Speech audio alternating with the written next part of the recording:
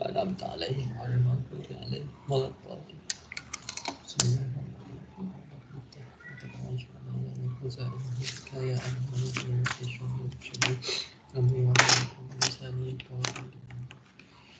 Baiklah, jadi kita sambung perbincangan kita.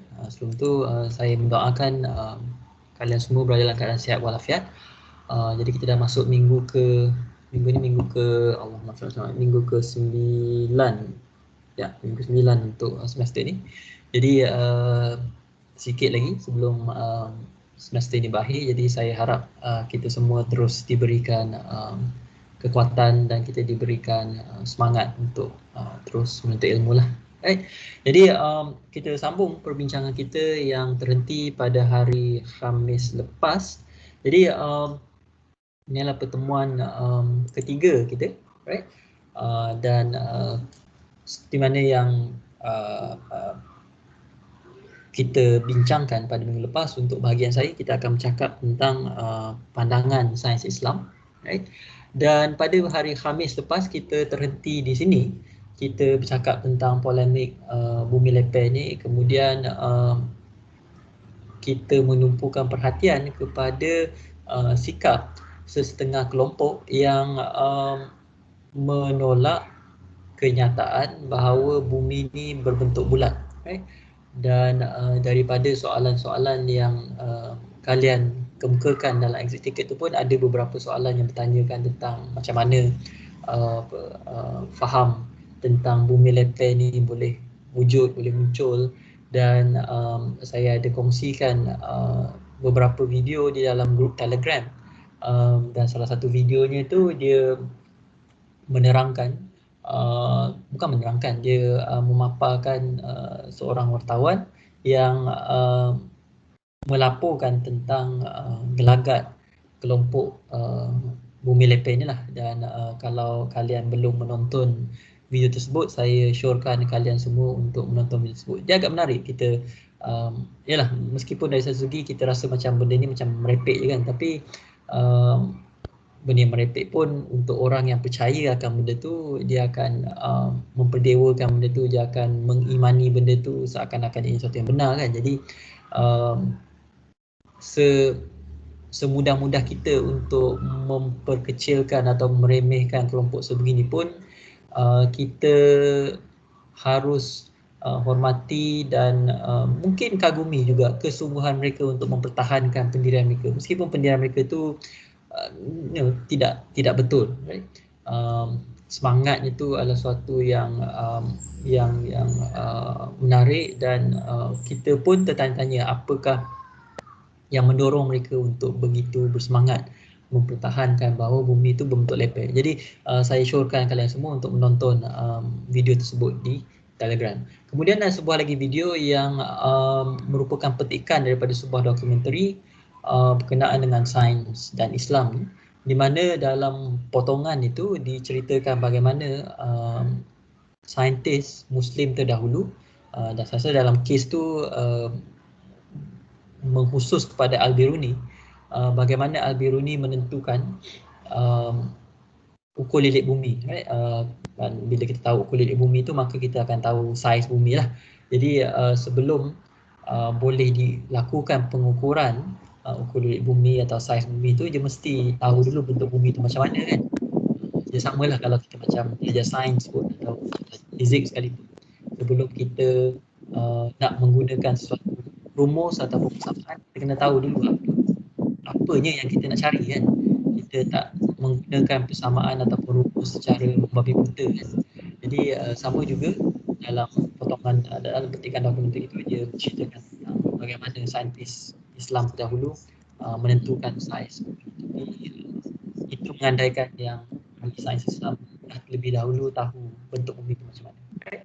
Jadi saya rasa saya dah bincangkan 1, 2, 3 dan saya rasa 4 saya dah bincangkan, sebab saya telah menunjukkan satu laman sawang yang awak boleh gunakan untuk mencari maklumat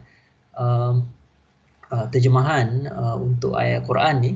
Kemudian ada yang apa kata, saya buka saja laman sawang tu untuk mereka yang tu. Right. So ini laman sawang ya. Dan ada yang bertanya dalam Google Form, dalam exit ticket yang saya berikan tu, ada yang bertanya terjemahan yang diberikan dalam Nama Sawang ni kan ada versi terjemahan yang berbeza yang dilakukan oleh penterjemah yang berbeza. Jadi ada yang bertanya adakah itu akan mengacau, adakah itu akan mencacatkan maksud ayat Al-Quran itu sendiri. Ada dua cara untuk menjawab soalan ni. Yang pertamanya adalah kalau kita ingin, sebenarnya ada tiga cara lah. Cara yang pertama adalah akhirnya maksud ayat Al-Quran itu maksud sebenar. Maksud sebenar mana-mana ayat Al-Quran itu hanya diketahui oleh Allah SWT. Right? Jadi bila kita membaca Al-Quran ni, selain daripada mengambil pengajaran daripadanya, kita pun nak tahu apa yang kita baca kan. Jadi tak salah untuk kita membaca terjemahan dalam bahasa Melayu atau bahasa Inggeris misalnya.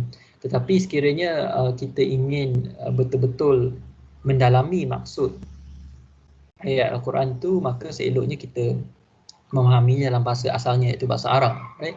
Jadi macam saya sebut pada hari Khamis lepas, kalau kita berdepan dengan bahasa asing ni, tak kira lah bahasa Inggeris ataupun bahasa Arab sekalipun, kita ada dua pilihan. Sama ada kita nak belajar bahasa asing tu, kemudian kita membaca karya tersebut dalam bahasa asing tersebut, ataupun kita nak membaca terjemahan karya tersebut ke dalam bahasa kita. Right? Jadi kita boleh, misalnya kalau berdepan dengan sebuah buku berbahasa Inggeris dan penguasaan bahasa Inggeris awak tidak begitu cekap, maka awak boleh memperbaiki penguasaan bahasa Inggeris awak sehingga awak boleh memahami karya yang dibaca, ataupun kalian boleh mencari atau melakukan terjemahan atau mencari terjemahan karya tersebut dan kemudian membaca terjemahan tersebutlah dalam bahasa yang kita fahami. Dua-dua jalan tu terbuka kepada kita, dan kedua-dua jalan tu sama susahnya. Jadi dia bukannya satu jalan tu lagi mudah daripada yang satu kan. Jadi terpulang kepada kita, sama ada kita nak mempelajari bahasa asing supaya kita boleh memahami karya yang ditulis dalam bahasa asing, ataupun kita cukup untuk kita mencari terjemahan karya tersebut dalam bahasa kita kemudian membaca terjemahannya. Right? Saya rasa isu terjemahan ni, terjemahan dan karya bahasa asing ni adalah satu isu yang sering kali timbul, khususnya di UKM, sebab untuk kebanyakan kursus kita mengajar dalam bahasa Melayu, dan antara rungutan di pihak pelajar dan juga di pihak pensyarah adalah kita tak cukup bahan dalam bahasa Melayu. Jadi itu menyukarkan dia orang untuk belajar, melakukan penyelidikan dan semua benda itulah. Pada saya isunya agak mudah. Satu adalah UKM diberi mandat khas oleh kerajaan Malaysia untuk memperkayakan bahasa Melayu sebagai bahasa ilmu. Jadi kita yang diberi peluang untuk belajar dan mengajar di UKM ni sebenarnya jatuh di atas bahu kita untuk memperbanyakkan karya-karya dalam bahasa Melayu. Right? Kalau katakan awak ingin membaca tentang bumi leper misalnya, right? Ataupun awak nak baca tentang bentuk muka bumi, okay? Ataupun nak baca tentang astronomi, tentang biologi, dan buku yang awak nak baca tu tidak ada dalam bahasa Melayu, sebenarnya jatuh menjadi tanggungjawab awak dan pensyarah awak untuk menterjemahkan buku tersebut ke dalam bahasa Melayu. Right? Sebab awak berada di UKM kan, jadi itu memang mandat kita, itu memang tanggungjawab kita. Tapi agak menyedihkan bila mereka yang diberikan tanggungjawab untuk menterjemahkan karya-karya dalam bahasa asing ke dalam bahasa Melayu itu, mereka itu sendiri yang banyak merungut dan banyak memperendahkan bahasa Melayu. Dia macam begitu, dia umpama kita harapkan pagar tapi pagar tu makan padi kan. Dan itu masalah yang besar di UKM lah. Orang yang diberikan amanah tu tidak menunaikan amanahnya dengan sebetulnya kan. Kita mengharapkan pensyarah dan pelajar di UKM untuk untuk memperkayakan bahasa Melayu sebagai bahasa ilmu, tapi mereka inilah yang akhirnya merosakkan bahasa Melayu sebagai bahasa ilmu. Jadi kita sepatutnya insaf dan lebih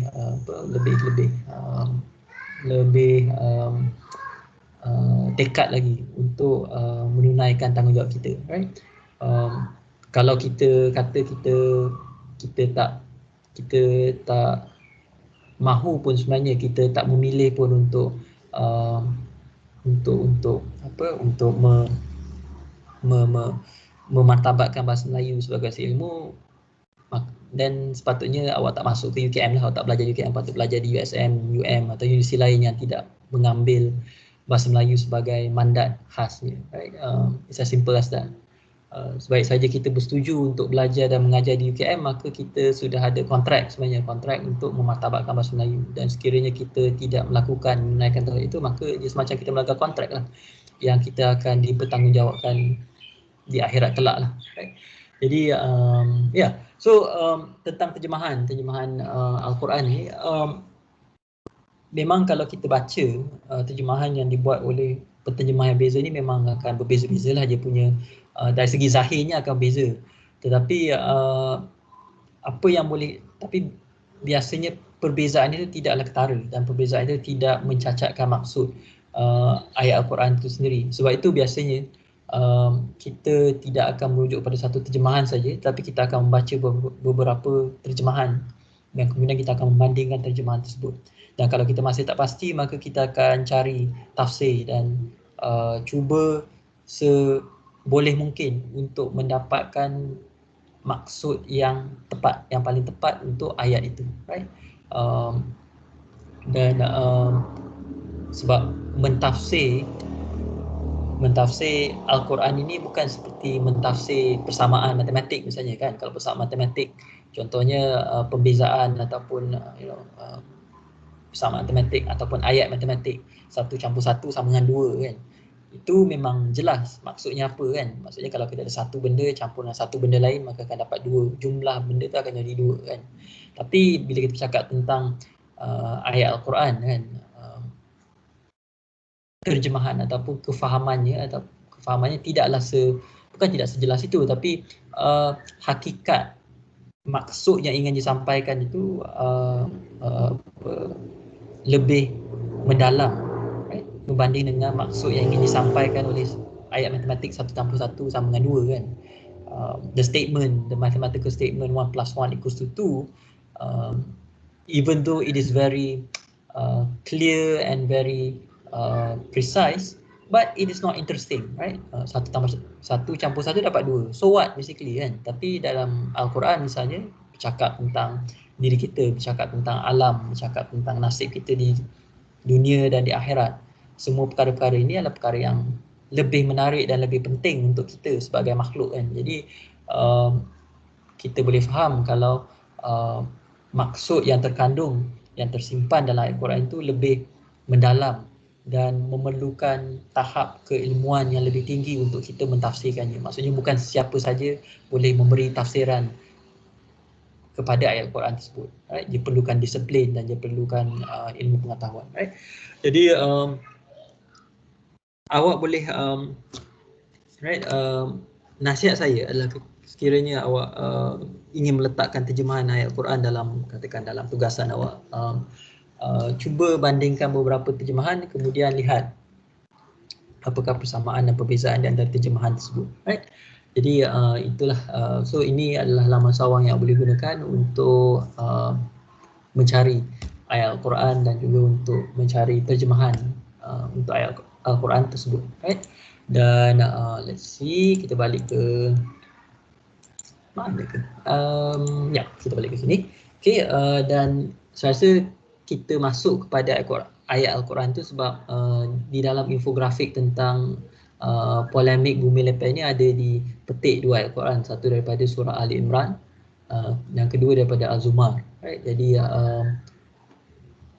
dalam infografik ini, dalam menerangkan pandangan Islam tentang bentuk bumi itu, ialah diletakkan 2 ayat Al-Quran, dan ini tidak mengejutkan sebab memang kita sebagai seorang Muslim, Al-Quran itu merupakan sumber rujukan yang bukan saja sumber rujukan, tapi sumber panduan, juga satu ubat, satu penyembuh yang paling tinggi yang paling luhur, yang paling suci kepada kita kan. Kalau kita nak baca buku lain, kita tak perlu ambil wuduk, tapi kalau kita nak memegang Al-Quran tu, kita perlu menyucikan diri kita. Jadi itu adalah adab kepada Al-Quran, right? Sebab kita sedang membaca kalamullah ataupun pemberitahuan ataupun kata-kata yang disampaikan oleh pencipta sekalian alam. Jadi yalah, kita perlu menunjukkan adab yang betul lah. Semacam kalau katakan awak dipanggil untuk berjumpa dengan Sultan Selangor ataupun dengan Yang di-Pertuan Agong kan, awak pun tahu nak berhias, awak pun tahu nak bersolek, awak pun tahu nak membeli baju baru kan, sebab itu adalah adab yang sebetulnya apabila kita nak berjumpa dengan seorang pembesar, right? Jadi bila kita membaca Al-Quran ni, kita ingin mendengar pembesar yang paling besar, yang paling paling hebat sekali bercakap. Kita nak menghadap Tuhan sekalian alam. Jadi adabnya harus lebih tinggi daripada kalau kita nak berjumpa dengan boyfriend kita ke, dengan girlfriend kita ke, ataupun dengan sultan, right? Jadi ini berkaitan dengan adab, right? Kalau kita tahu nak menghias diri kalau nak berjumpa dengan orang yang kita sayangi, yang kita cintai, dan kenapa bila kita nak solat ataupun kita nak membaca Al-Quran, kita tidak menjaga adab yang serupa, right? Sama juga kalau kita nak berjumpa dengan pensyarah misalnya kan. Saya sedar yang untuk setengah pelajar sekarang, kawan-kawan itu lagi tinggi martabat dia daripada pensyarah. Tapi ya, saya rasa awak semua sudah cukup dewasa untuk menyedari hakikat itu dan mengubah sikap masing-masing supaya mencerminkan adab yang sepatutnya, right? Jadi dalam infografik ni dipetik dua ayat Al-Quran kerana ini adalah sumber rujukan yang tertinggi untuk kita sebagai umat Islam. Kemudian di bawah ini untuk isi pembincangan yang kelima ini ada disebut nama dua orang tokoh, right? Yang pertama Abdul Al-Qahir Al-Baghdadi, right? Dan petikan ini mereka berijma' bahawa bumi penghujungnya daripada semua penjuru akan bertemu pada titik yang sama. Dan ayat ini, ayat ini yang mereka berijma' bahawa bumi penghujungnya daripada semua penjuru akan bertemu pada titik yang sama. Ayat ini diambil daripada sebuah kitab dan tajuk kitab ni Al-Farq Baina Al-Firaq, right? Pertama adalah perkataan ijma' ini. Ijma' ini secara mudahnya kita boleh fahami sebagai kesepakatan akhirnya, right? Konsensus, right? Jadi mereka di sini merujuk kepada orang-orang Islam lah, right? Mereka bersepakat bahawa bumi penghujungnya dari semua penjuru akan bertemu pada titik yang sama, right? Dan ini berkait dengan bentuk bumi itu sendiri, right?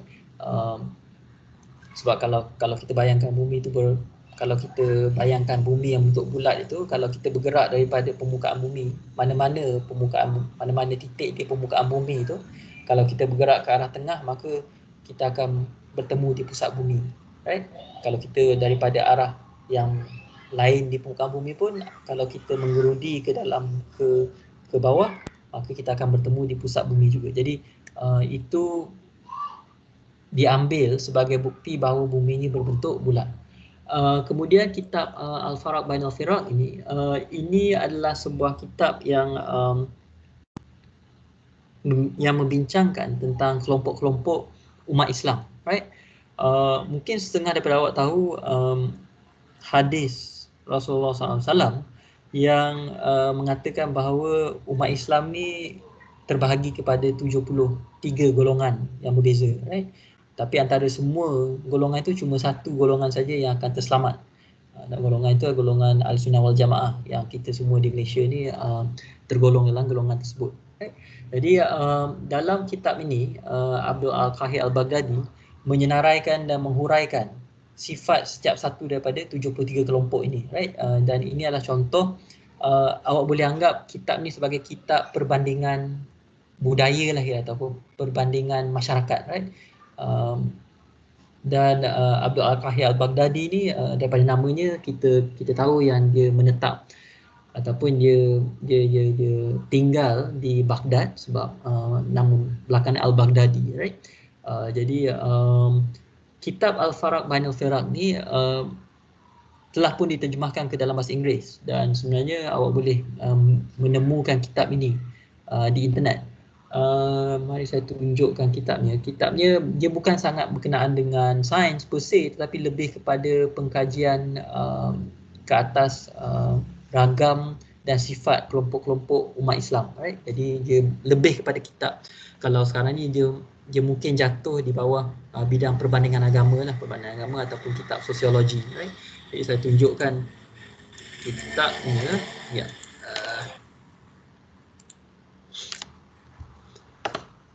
Okay, kalau berminat untuk membaca ataupun untuk melihat kitab ni, awak boleh pergi ke laman sawang Internet Archive ni. Internet Archive ni adalah dia adalah laman sawang yang mengandungi banyak buku lah, buku dan video dan gambar, biasanya buku lah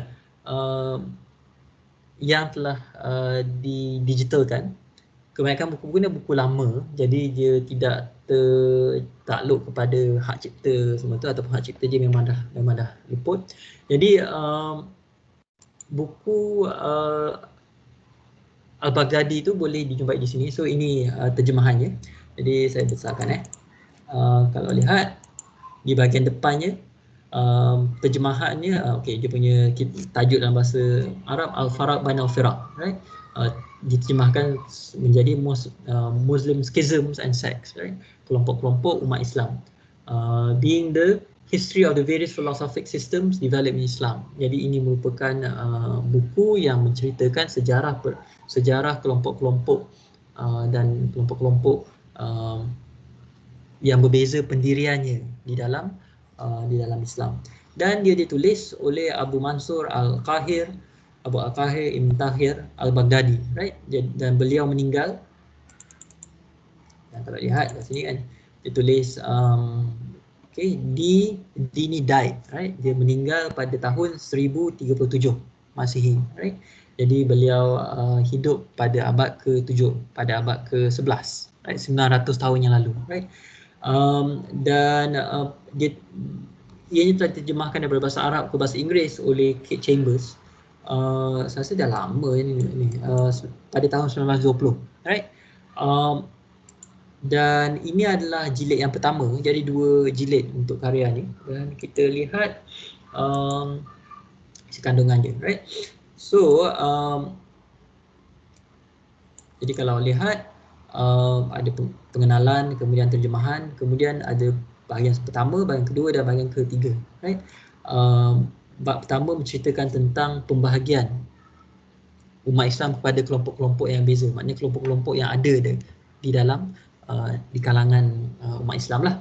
Kemudian dia dimulakan dengan menceritakan tentang golongan Rawafid dan golongan Kharijah, dan kemudian dengan golongan Mu'tazilah, right? Jadi Rawafid ni adalah golongan Syiah, right? Jadi dia ada menceritakan tentang tentang apa kepercayaan golongan Syiah, apa yang membezakan mereka dengan golongan Sunnah Berjamaah, macam itulah, right? Jadi kalau kita lihat, let's see, ini bukan terjemahannya lagi, ini baru pengenalan oleh penterjemahnya. Saya tunjukkan terjemahannya. Okey, right? Buku ini dia macam saya sebutkan tadi, dia menceritakan tentang kelompok-kelompok yang ada di dalam di kalangan umat Islam lah. Dan senarai kelompok-kelompok yang ada itu ada disenaraikan kat sini, right? Rafidiyah, right? Ada 20 kelompok di bawah Rafidiyah ni, dan ini nama-namanya lah, right? Nama-nama kelompok itu: Jarudiyah, Sulaimaniyah, Putriyah, Muhammadiyah, Kamiliyah, Bakriyah, semua ni, right? Kemudian ada Khawarij, golongan Khawarij, right? Khawarij, ni Khawarij juga. Kemudian golongan Mu'tazilah, ataupun golongan Mu'tazilah pun ada kelompok-kelompok je di bawah tu. Kemudian ini pun masih jatuh di bawah golongan Mu'tazilah. Kemudian golongan Murjiah, Najariyah, Jahmiyah, Karamiyah dan juga Isyakiyah. Right? Jadi semua ini kalau awak jumlahkan dia 73 lah, 73.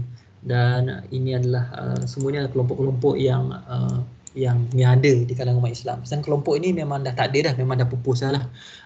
Manakala setengah kelompok itu masih ada sampai sekarang. Misalnya macam kelompok golongan Syiah tu masih ada sampai sekarang. Right? Macam golongan Mu'tazilah ni dah tiada lah. Dah tiada, tapi awak boleh anggap kitab ni menceritakan setiap satu golongan ini, right? Apakah pendiriannya, macam mana mereka beribadah, apakah yang menyebabkan mereka menyimpang daripada ajaran Al-Sunnah wal Jamaah, macam mana mereka muncul, right? Jadi kalau kita lihat, ini adalah permulaan kitab ini oleh Al-Baghdadi. Biasalah dia mulakan Bismillahirrahmanirrahim, the name of Allah, the compassionate, semua ni. Dan biasanya yang menariknya bila kita baca kitab-kitab lama sebegini, di bahagian prakata ni dia akan pengarang akan menerangkan kenapa dia mengarang kitab ni, right? Apa tujuan dia untuk mengarang kitab ni. Dan biasanya kalau kita nak tahu sama ada kita wajar membaca suatu buku ataupun tidak, kita akan baca prakatanya, right? Bahagian pengenalan ni. Sebab di bahagian pengenalan ni kita akan tahu tujuan pengarang itu menulis karya ini. Dan kalau tujuan pengarang tu menulis sepadan atau secocok dengan tujuan kita membaca, dan kita patut bacalah karya tersebut, right? Kadang-kadang setengah pelajar dia bertanyakan kepada saya, kata, "Sir, macam mana saya nak tahu buku apa yang patut saya baca?" Right? Pertamanya, sebelum kita membaca buku, awak kena tahulah apa yang awak nak tahu, kan.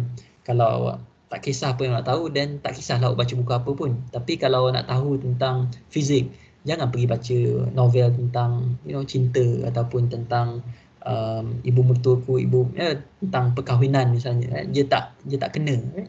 Jadi langkah pertama untuk mengetahui, untuk memilih buku apa yang kita nak baca adalah dengan bertanyakan kepada diri sendiri, apa yang aku nak tahu, right?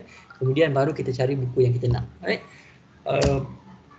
Jadi dia sama macam kalau kita nak makan, right? Kalau makan semata-mata untuk kenyang, dan mungkin tak perlu ambil kisah kot tentang khasiat makanan tu. Tapi kalau awak makan sebab awak nak bina badan misalnya, dan awak kena kawal lah diet awak, ada makanan tertentu awak kena ambil. So sama juga macam kita nak menghadam ilmu pengetahuan ni, right? Kita kena tahu apa yang kita nak, maklumat apa yang kita nak, ilmu apa yang kita nak cari. Bila kita dah jelas apa yang kita nak cari, baru kita mencari buku yang sesuai, right? Kalau lihat kat sini, dia kata kat sini, you have asked me, awak telah bertanya, kalian telah bertanya, saudara telah bertanyakan kepadaku untuk menjelaskan maksud hadis Rasulullah SAW berkenaan pembahagian kaum muslimin kepada 73 kelompok, yang mana cuma satu saja yang akan diselamatkan dan akan dimasukkan ke dalam syurga oleh Allah SWT. Manakala selebihnya yang 72 yang lain tu sesat dan akan dicampak ke dalam api neraka. Kalian atau saudara memintaku untuk menerangkan perbezaan di antara kelompok yang diselamatkan dan kelompok yang tidak akan, ataupun kelompok yang diselamatkan dan kelompok yang sesat, right? Justru aku terpanggil untuk membantu saudara dalam memenuhi permohonan ini, dan dalam permohonan ini untuk membezakan di antara ajaran yang benar dengan ajaran yang menyesatkan, supaya sesiapa yang mengetahui tentang perbezaan di antara kelompok yang benar dan kelompok yang sesat ni dapat diselamatkan berbekalkan menerusi bukti-bukti yang jelas, right? Jadi ini Abu Qahir al-Baghdadi menerangkan kepada kita kenapa dia menulis karya ni, right? Kenapa dia menulis kitab ni. Dia tulis kitab ni sebab ada orang bertanyakan kepada dia tentang hadis Rasulullah SAW yang menerangkan yang menyatakan bahawa umat Islam pada akhir zaman akan berpecah menjadi 73 kelompok dan cuma satu kelompok saja yang akan terselamat. Dan kemudian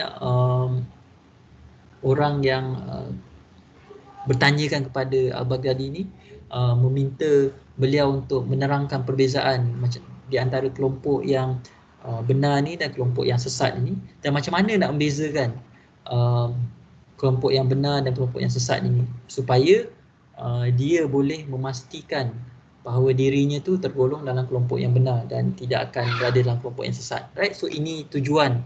Jadi untuk menjawab pertanyaan pemohon ini, Al-Baghdadi telah mengarang kitab ini, right? Jadi ini cara yang lazim sebuah kitab dihasilkan dalam peradaban Islam. Maksudnya biasanya ulama-ulama kita dia akan mengarang sesuatu sebab ada orang bertanyakan kepada dia, right? Sebab dia nak menerangkan sesuatu ataupun dia melihat keperluan untuk menerangkan sesuatu kepada masyarakat, right? Ulama kita dulu bukannya mengarang buku atau mengarang makalah semata-mata sebab nak kejar pangkat atau nak kejar sanjungan atau nak kejar KPI. Yang tu bukan niat diorang mengarang, right? Niat diorang mengarang sebab diorang nampak masyarakat mereka sedang keliru. Jadi mereka sebagai seorang yang dikurniakan ilmu pengetahuan oleh Allah SWT, mereka menjadi tanggungjawab, menjadi amanah mereka untuk menerangkan, untuk menjelaskan kepada masyarakat mereka, right? Dan barangkali sebab niat mereka mengarang itu adalah niat yang betul, jadi karya-karya mereka itu masih berguna dan masih dibaca sehingga sekarang, right? Al-Baghdadi menulis karya ini pada abad ke-11. Sekarang ni kita dah dalam abad ke-21, right? Jadi karya beliau masih terus dibaca dan dimanfaatkan 1000 tahun, right? 1000 tahun selepas kematian pengarang ini, right? Jadi kalau kita nak bercakap tentang impact factor, right? Impact factor untuk kitab-kitab sebegini jauh melampaui impact factor yang pensyarah-pensyarah ataupun yang penyelidik kita sekarang hasilkan, right?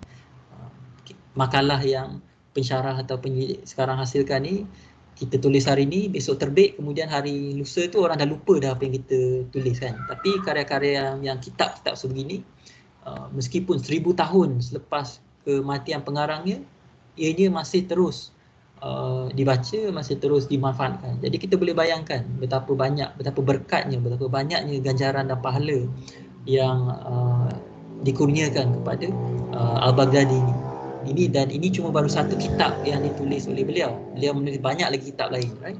Jadi ini sepatutnya membuatkan kita rasa ini sepatutnya menginsafkan kita.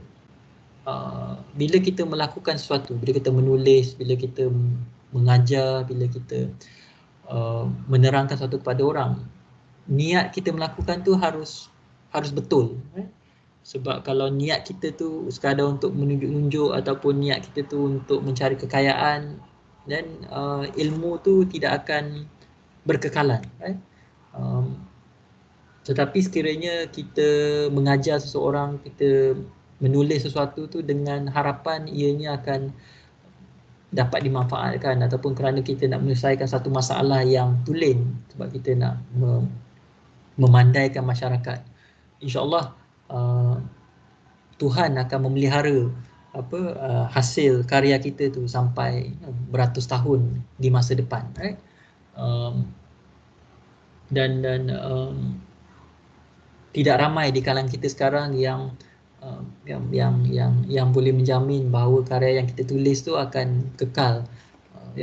Jangankan kata 1000 tahun, saya rasa kita tak boleh jamin yang buku ataupun makalah yang kita tulis tu akan dibaca tahun depan pun, mungkin tahun depan orang dah lupakan tentang makalah kita tu. Jadi ya, itu ini sepatutnya menginsafkan kita tentang niat kita melakukan sesuatu, right? Khususnya apabila kita terlibat dalam menuntut ilmu pengetahuan, right? Kemudian so di sini dia terangkanlah buku-buku yang pembahagian buku ini, right?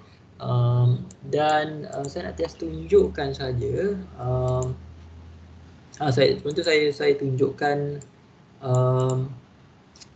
hadis yang disebutkan oleh Al-Baghdadi tu kat sini, saya rasa kat sini. The tradition has come down to us through the following chains of authority. Jadi biasalah hadis ni ada je punya rantaian je kan. Abu Sahal Bishir Ibn Ahmad bin Bashar al-Isfarani Abdul. Jadi ini adalah periwayat hadis tu, right? Daripada Abu Hurairah yang melaporkan bahawa baginda Rasulullah SAW menyebut the Jews, orang Yahudi terbahagi kepada 72 kelompok. Orang Kristian terbahagi kepada 72 kelompok, and my people, umatku akan terbahagi kepada 73 kelompok, right? So ini adalah potongan hadis yang dimaksudkan. Dan hadis ini, dan untuk menerangkan hadis ini, maksud hadis ini, Al-Baghdadi telah mengarang sebuah kitab ini, right? Jadi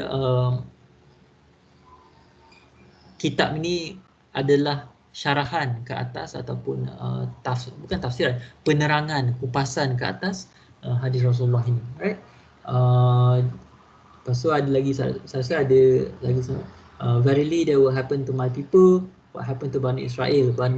Bani Israel terbahagi kepada 73 golongan, and my people will be divided into 73 religious bodies.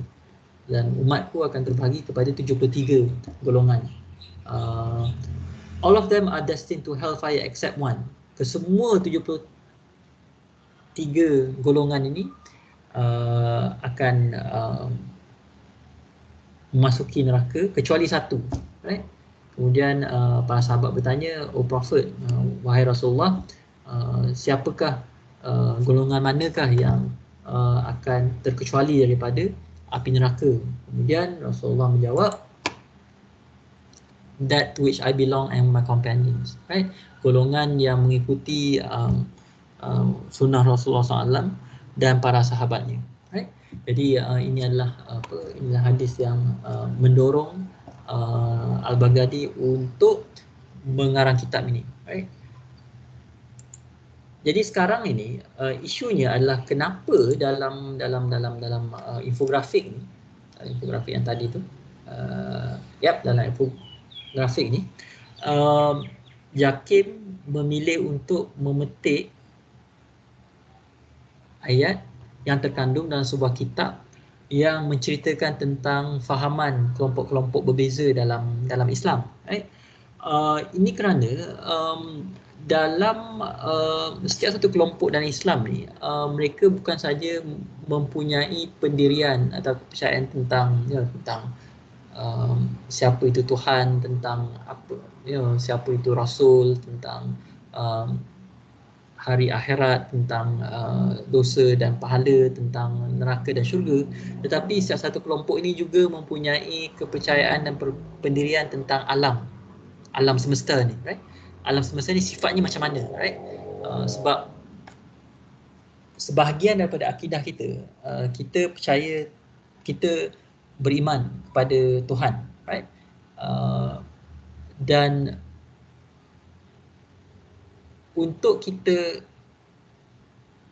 memastikan, memelihara keimanan kita, untuk memastikannya kita ni menyembah Tuhan yang betul, kita kena tahu membezakan di antara pencipta, iaitu Tuhan, dengan yang dicipta, iaitu makhluk, right?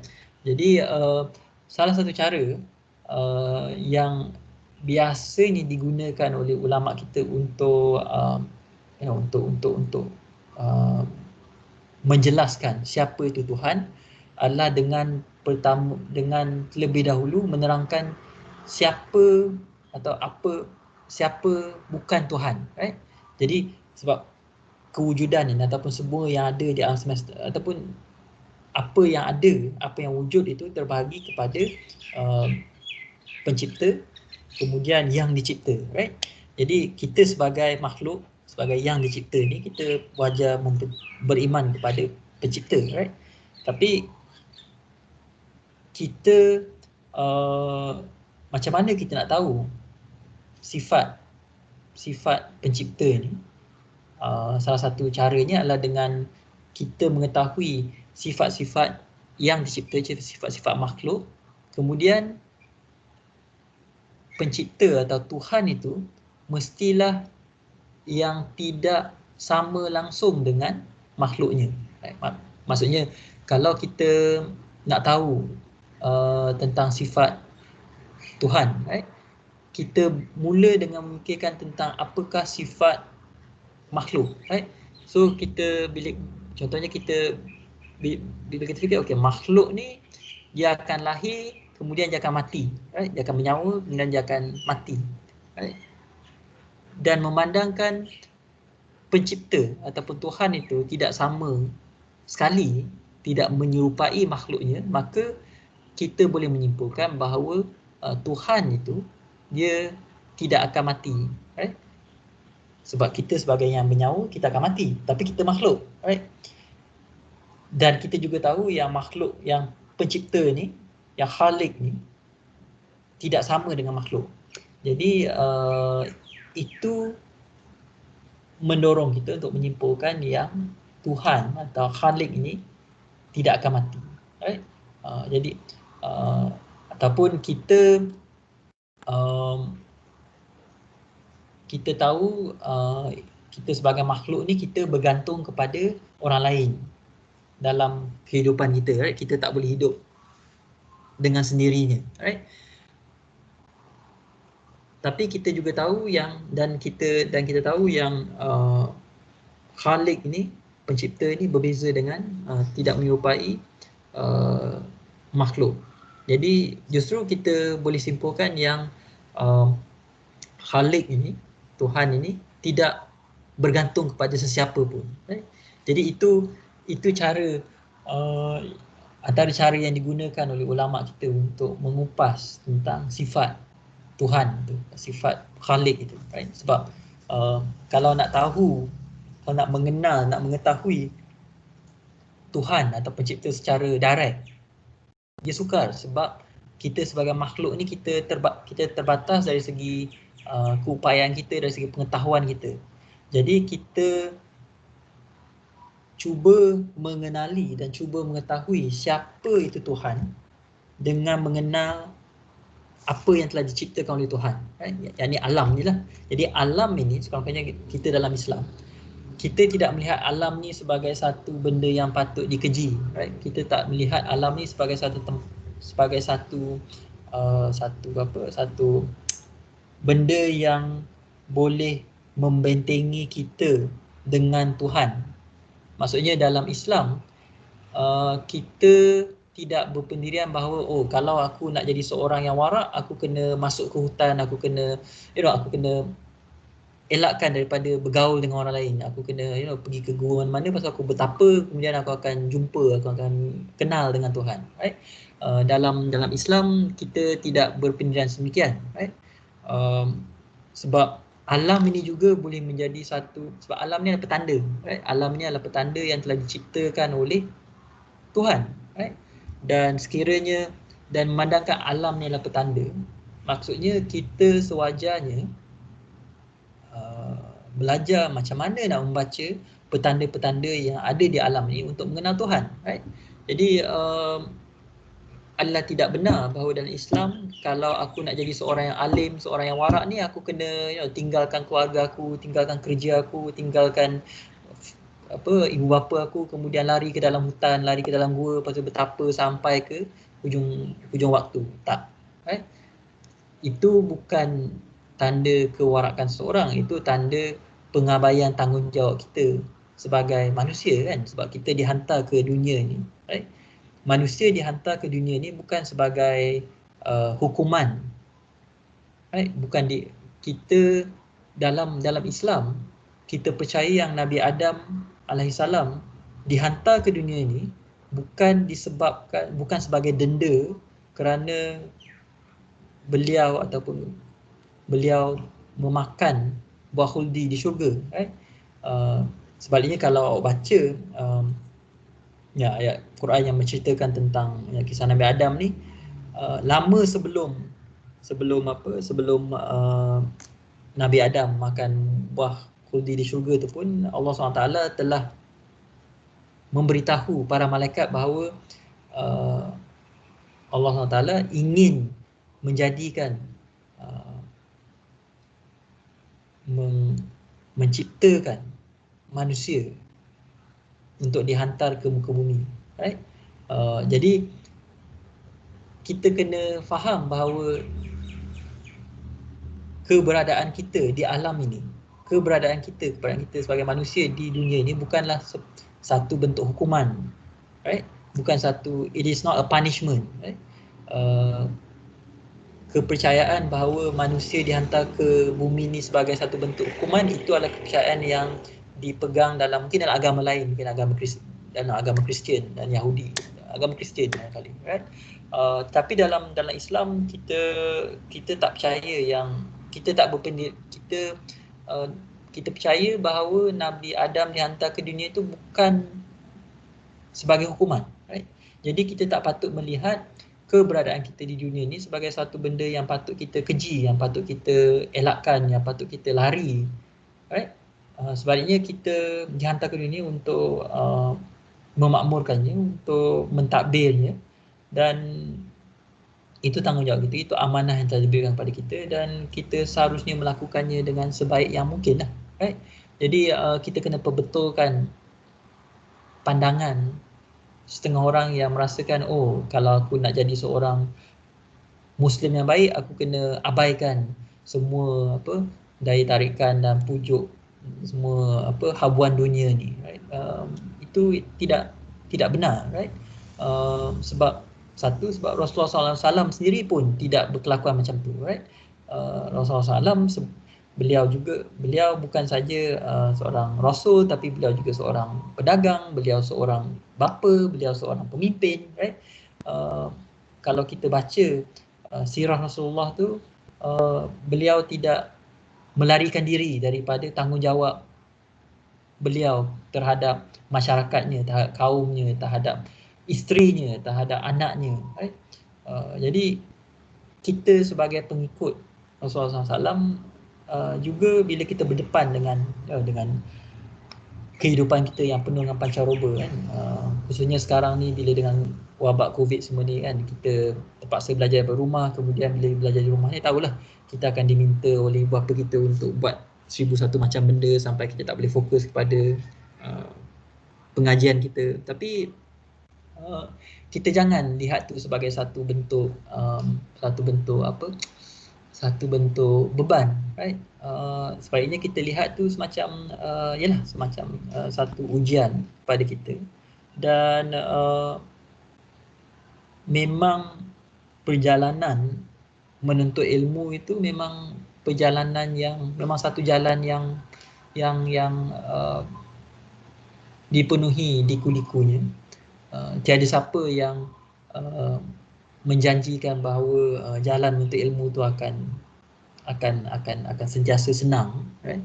Dan setiap seorang daripada kita akan diuji dengan cara yang berbeza. Cumanya kita kena ingat yang Allah SWT juga telah berjanji bahawa Dia tidak akan membebankan diri kita lebih daripada apa yang kita mampu, right? Cumanya Allah SWT tidak memberitahu kita apakah had, right? Apa had kemampuan kita, right? Itu hanya Allah SWT saja yang tahu, right? Tapi apa yang pasti adalah Allah telah berjanji kepada kita, apa jua benda yang berlaku ke atas diri kita, right? Satu, ianya telah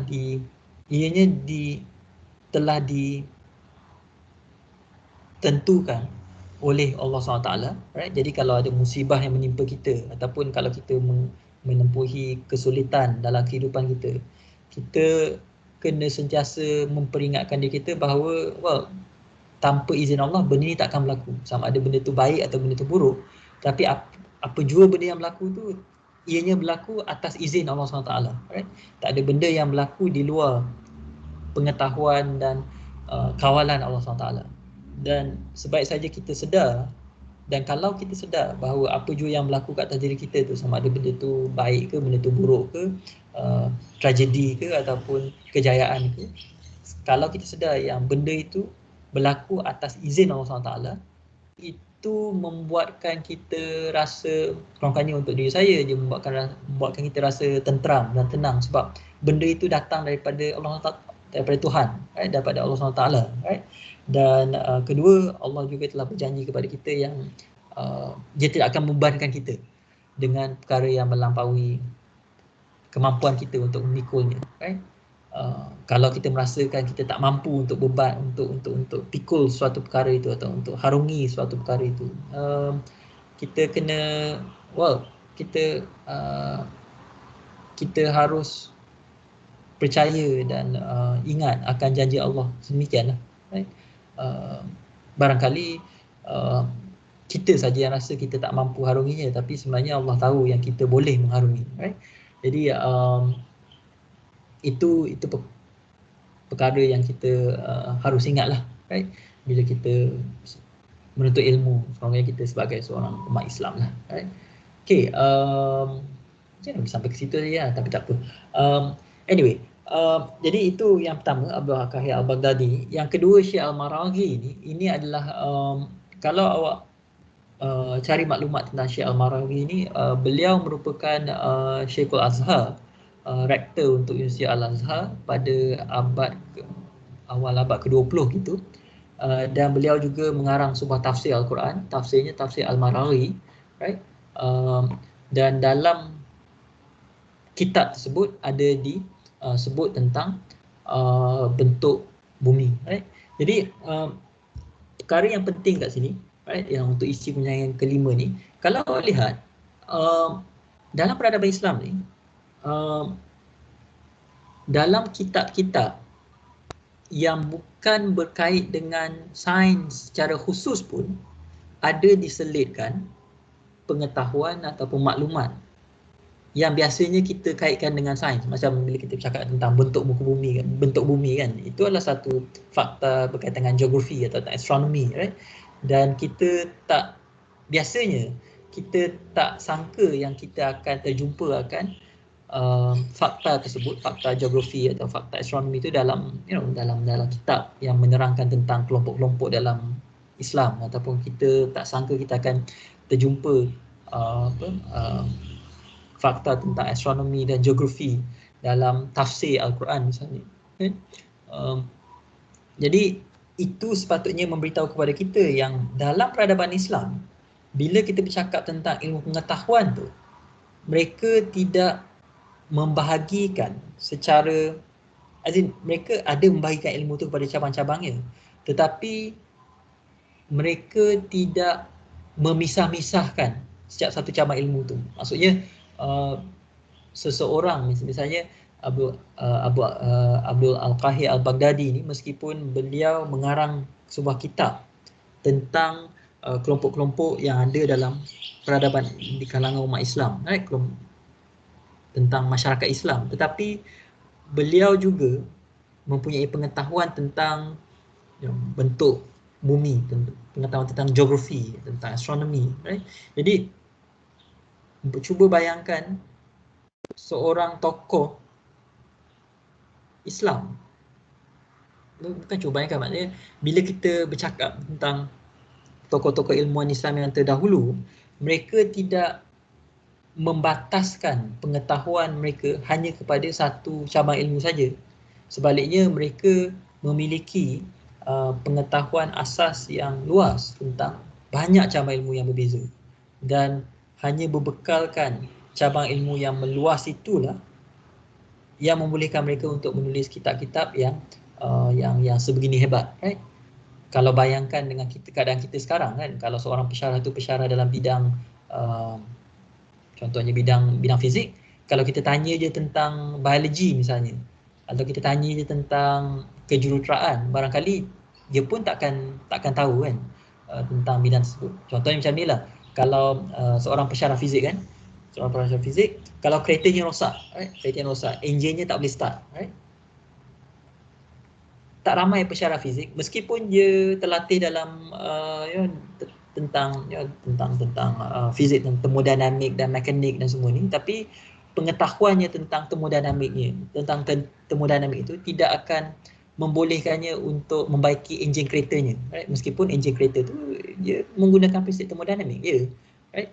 Jadi itu keadaan kita sekarang. Maksudnya sekarang ni pengajar ataupun pensyarah kita ataupun ilmuwan kita uh, lebih terpisah-pisah ilmunya. Kalau dia adalah ahli dalam bidang X, maka X sajalah yang dia tahu. Tapi dalam bidang-bidang lain, bidang Y, bidang Z, dia mungkin tak tahu apa berlangsung. Dan pengetahuannya untuk bidang Y dan Z tu mungkin sama dengan pengetahuan orang awam biasa saja. Right? Sebab tu kalau nak bercakap tentang COVID-19 misalnya, kita kena tanya pada orang, kepada pensyarah biologi, right? Jangan pergi tanya pada pensyarah fizik atau pensyarah kimia, right? Meskipun mereka bertiga ni dalam fakulti sains dan teknologi, tetapi tak bermaksud yang semua orang tu dia ahli dalam bidang berkaitan dengan penyakit misalnya, right? Tetapi pada zaman dulu bila kita bercakap tentang tokoh-tokoh ilmuwan kita, Abu Kahya al-Baghdadi, Ibn Sina, Al-Biruni, mereka semua ini tidak membataskan ilmu mereka, penguasaan ilmu mereka hanya kepada satu cabang ilmu saja. Sebaliknya mereka bukan saja mereka tahu bidang geografi, mereka juga tahu tentang bidang matematik, mereka juga tahu tentang bidang astronomi, mereka juga tahu tentang fizik, tentang fiqh, tentang ilmu tauhid, tentang tasawuf, right? Jadi selain daripada menghasilkan karya-karya yang hebat, kitab-kitab yang hebat, peradaban Islam juga mampu dan telah terbukti menghasilkan tokoh-tokoh ilmuwan yang hebat yang bukan saja menguasai satu cabang ilmu tapi menguasai banyak cabang ilmu yang berbeza, right? Peradaban Islam terbukti boleh menghasilkan insan yang bukan saja insan yang baik tapi insan yang seimbang dari segi ilmu pengetahuannya, dan itu sepatutnya membuatkan kita sebagai umat Islam tertanya-tanya bagaimana umat Islam terdahulu berjaya menghasilkan ilmuwan-ilmuwan ataupun individu-individu yang bukan saja menguasai satu cabang ilmu tapi menguasai banyak cabang ilmu. Sebab sekarang ini agak sukar untuk kita membayangkan kalau awak graduan daripada FST, biasanya awak hanya akan tahu apa yang bidang-bidang dalam FST saja. Awak tak akan tahu apa yang bidang-bidang dalam FSK, right? Ataupun bidang FKAB.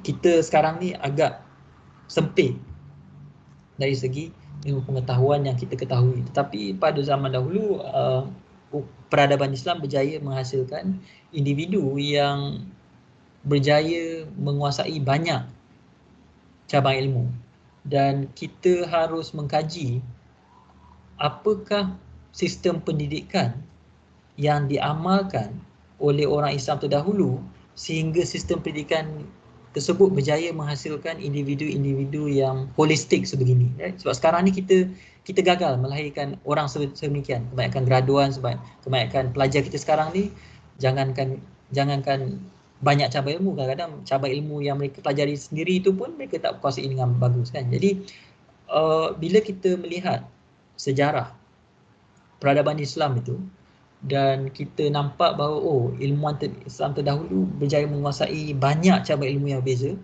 itu sepatutnya membuatkan kita terdetik dan tertanya-tanya macam mana orang Islam terdahulu mendidik anak-anak mereka, macam mana mereka membina sekolah, macam mana mereka memilih guru-guru, macam mana mereka melatih guru-guru mereka sehingga mereka berjaya melahirkan, sehingga institusi-institusi pendidikan dalam peradaban Islam terdahulu berjaya menghasilkan individu-individu dan tokoh-tokoh yang menguasai banyak bidang, right? Dan bukan hanya menyempitkan dirinya hanya kepada satu bidang saja, right? Sekarang ini pun kita sedang cuba untuk kembali ke arah tu, kan? Macam kursus citra yang kena ambil semua ni adalah usaha untuk memperluaskan sarjana pemikiran pelajar-pelajar. Tapi itu pun dibuat dengan dengan bercelaru dan tidak teratur, kan, sehingga menyusahkan semua orang. Jadi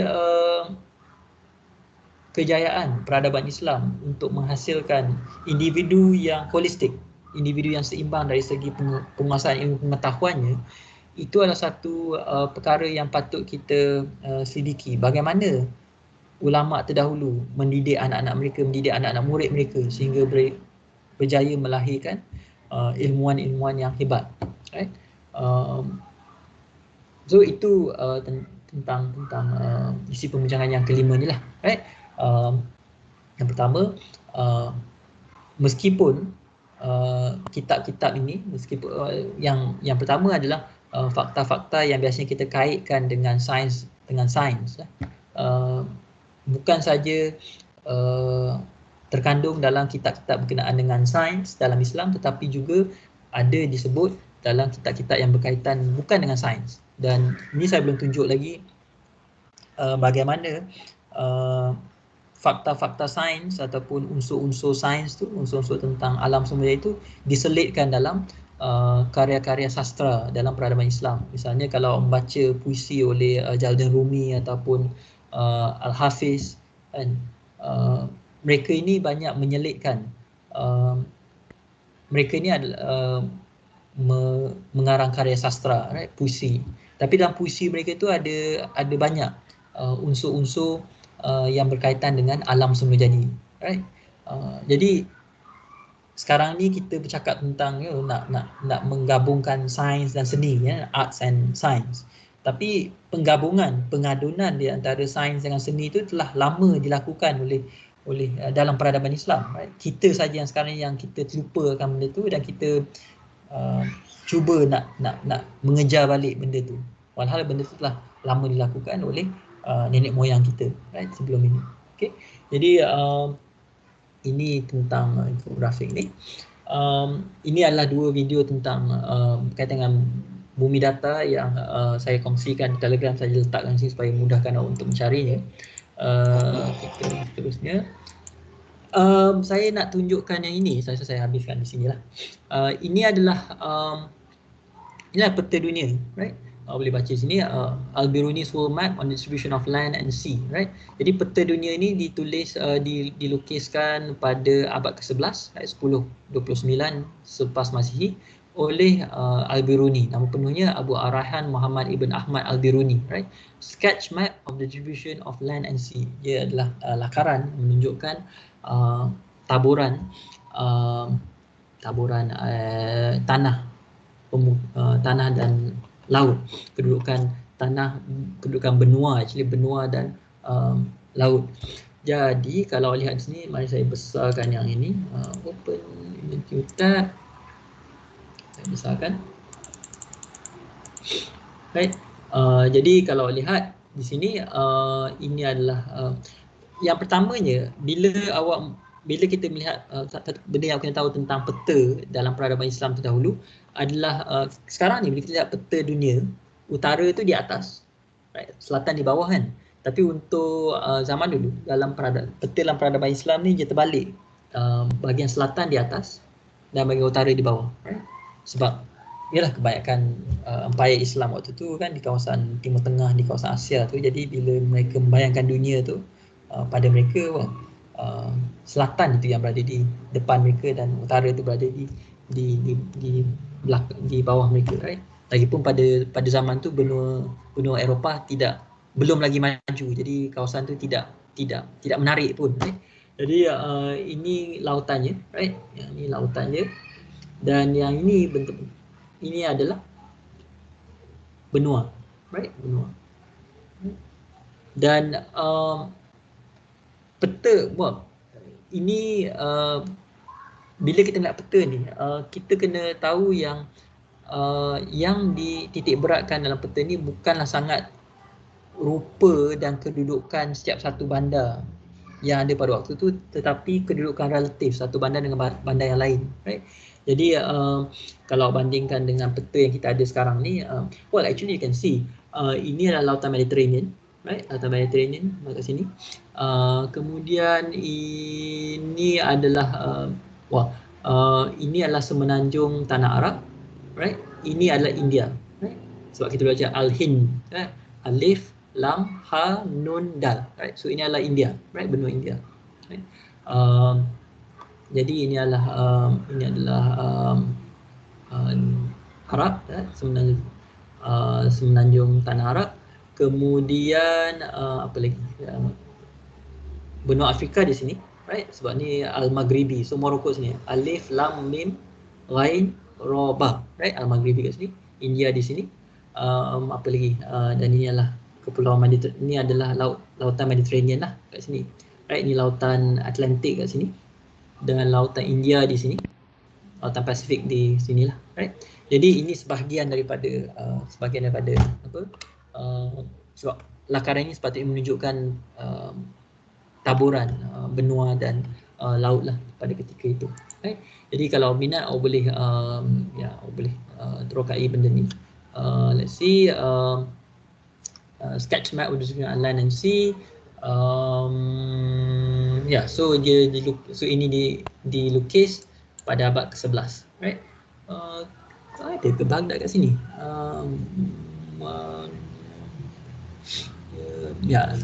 Tak apa, kita boleh cari nanti.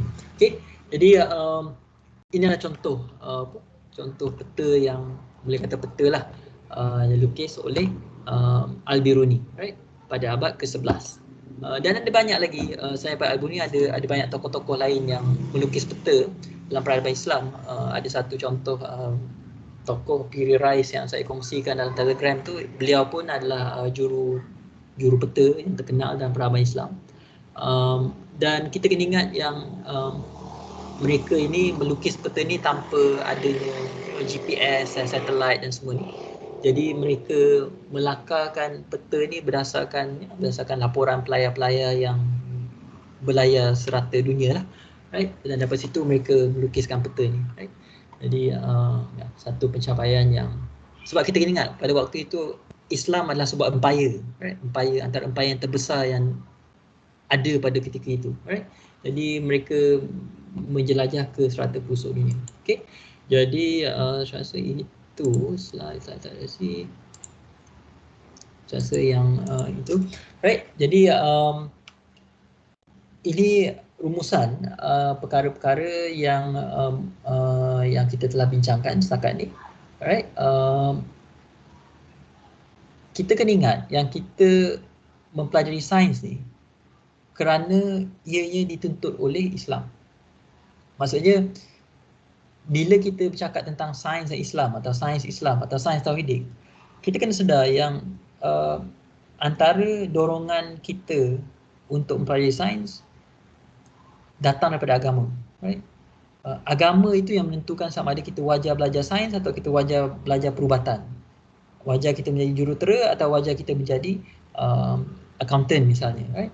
Kita patut tanya diri kita, okey, apa yang agama aku perlukan daripada penganutnya? Kalau kita dapati yang umat Islam memerlukan orang yang berkemahiran dalam bidang sains, dan kita belajar sains. Dan jadi niat kita belajar sains tu adalah untuk memenuhi tuntutan agama, right? Jadi kita tidaklah meraba-raba mencari tujuan kita belajar sains, kan. Sekarang ni apa yang berlaku, kita kebanyakan pelajar dia belajar sains, kemudian bila dah habis belajar sains baru dia tanya, aku nak kerja apa dengan sains? Dan itu disebabkan sebab kita tak jelas niat kita belajar sains, kan. Kita belajar sains sebab tak ada benda lain yang kita nak belajar, sebab ikut kawan aku ataupun sebab parents aku suruh aku belajar sains, kan. Tapi suruhan mempelajari sesuatu semata-mata kerana disuruh oleh orang lain, itu tidak semestinya akan menjaminkan kepuasan bila awak belajar sesuatu, right? Jadi apa yang kita patut ingati adalah kita belajar sains kerana ia dituntut oleh agama Islam. Bukannya kita belajar sains kemudian kita cuba pula untuk memadankan fakta-fakta sains yang kita pelajari dengan apa yang diceritakan dalam Islam, right? We should decide to study science because we think that Islam can benefit from, or the Muslims at least, can benefit from having a Muslim scientist. Maksudnya kita patut belajar sains kerana kita merasakan yang umat Islam boleh beroleh manfaat, boleh mendapat manfaat daripada lahirnya seorang saintis Muslim, right? Itu sepatutnya jadi niat kita. Dan kalau itu niat kita, tak akan timbul isu apa kaitan sains dengan Islam, sebab memang belajar sains itu memang telah ditunjukkan, memang telah didorong, memang telah disuruh, telah diperintahkan oleh Islam. Jadi kita tidak lagi mencuba-cuba atau meraba-raba cuba nak mengaitkan di antara Islam dan sains dan semua benda ni, right? Dan perkara kedua, dan kita akan bincangkan ni pada hari Khamis nanti, perbezaan di antara sains moden dengan sains Islam, dia terletak daripada bagaimana sains moden itu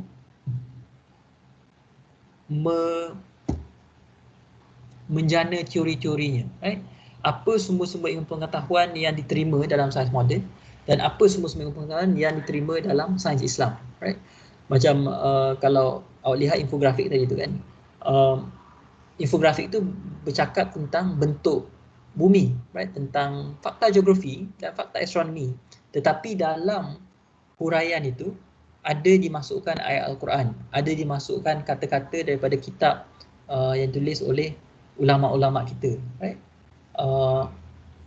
Jadi dalam sains Islam itu bukan suatu yang janggal, sebab kita sebagai umat Islam, kita memang sedia menerima wahyu itu sebagai salah satu sumber rujukan yang penting, right? Tetapi dalam sains moden, right, kalau mereka ingin bercakap tentang bentuk muka bumi, dan mereka nak menghasilkan infografik tentang bentuk muka bumi, bentuk bumi, jarang sekali mereka akan memasukkan petikan daripada kitab suci mereka, daripada Injil atau daripada Taurat ataupun daripada kata-kata daripada kitab keagamaan mereka. Sebab dalam sains moden yang banyak dicorak oleh peradaban barat, sains agama itu tidak wajar dicampur adukkan. Kalau nak cakap tentang sains, cakap tentang sains je lah. Nak cakap tentang agama, tentang agama sajalah, dan kedua-duanya tidak akan tidak wajar dicampur adukkan. Tetapi dalam sains Islam, sempadan di antara agama dan sains itu, ataupun tentang Islam, sempadan di antara Islam dan sains itu tidak seketat seperti mana yang berlaku dalam sains moden. Sebab kita sebagai orang Islam, kita sedar sebelum kita mula melakukan sains tu, kita dah tahu alam yang kita nak terokai, nak kita siasati ni diciptakan oleh pencipta yang sama yang mencipta diri kita, right? Yang mencipta maksudnya Tuhan yang menghantar, Tuhan yang menurunkan wahyu kepada Nabi Muhammad SAW adalah Tuhan yang sama yang mencipta alam ini, right? Jadi mustahil ada percanggahan di antara apa yang terkandung dalam Al-Quran, right, dengan apa yang kita dengan alam yang terpampang di hadapan kita, right? Mustahil ada percanggahan di antara kedua-dua itu. Dan kedua-duanya, dan sebagaimana kita diperintah untuk membaca dan mengambil iktibar daripada Al-Quran, maka seperti itu jugalah kita juga diperintah untuk meneroka dan menyiasat alam semula jadi, right? Jadi kita sebagai umat Islam, kita dah bermula daripada titik permulaan yang jelas. Maksudnya kita jelas bahawa Tuhan yang menurunkan wahyu juga adalah Tuhan yang menciptakan alam semesta ini. Dan kedua-dua wahyu, penurunan wahyu dan penciptaan alam semesta ini, kedua-duanya adalah untuk membimbing kita, right? Membimbing dan membantu kita untuk menunaikan tanggungjawab kita sebagai khalifah di muka bumi ini, right? Dan kalau kita bermula daripada situ, kita tak nampak, kita takkan, macam mana kita tak nampak akan ada konflik di antara penerokaan alam semesta dengan agama yang kita pegangi. Sebab agama itu yang memberi nilai kepada penerokaan alam semesta kita. Kalau misalnya kalau Allah tidak memerintahkan kita untuk meneroka alam semesta, mungkin umat Islam tak akan berminat pun untuk membangunkan sains, right? The only reason we are doing science is because God commands us to explore and to investigate the world around us. If God did not command us to do that, then most probably we will not be interested in science, right? But because God has commanded us to study and investigate the universe around us, then we must investigate, and daripada hasil penerokaan dan siasatan alam itu maka lahirlah sains, right? Jadi itu secara ringkasnya perbezaan di antara sains Islam dengan sains moden. Sebab saya tahu itu pun ada banyak soalan yang ditanya juga, ada banyak pelajar yang bertanyakan tentang soalan tersebut. Right? Jadi saya rasa saya berhenti di sini sebab saya dah bebel untuk 1 jam setengah ni. Saya akan berikan link untuk ke exit ticket. Sekiranya awak ada soalan, awak boleh kongsikan di situ dan saya akan cuba jawab pada hari Khamis nanti. Right? Jadi kita sambung pada hari Khamis nanti. Jadi kalau ada apa-apa yang saya cakap yang mungkin bila saya bercakap tentang sikap pelajar semua tu ada benda yang mungkin telah mengguris hati awak, saya minta maaf. Saya cakap semua tu berdasarkan pengalaman dan pemerhatian saya ke atas pelajar-pelajar di UKM selama 11 tahun saya mengajar di UKM. Jadi apa yang baik tu datang daripada Allah Taala dan apa yang buruk tu datang daripada kelemahan diri saya sendirilah. Right? Jadi saya akan muat naik slide ni di UKM Folio dan juga saya akan kongsikan pautan untuk ke exit ticket ni lah supaya awak boleh menulis soalan kalau ada soalan nantilah. Okey. Jadi kita sambung pada hari Khamis nanti. Assalamualaikum warahmatullahi wabarakatuh dan selamat petang semua. Waalaikumsalam. Terima kasih, sir. Terima kasih, doktor. Terima kasih, sir. Terima kasih, sir. Terima kasih, sir.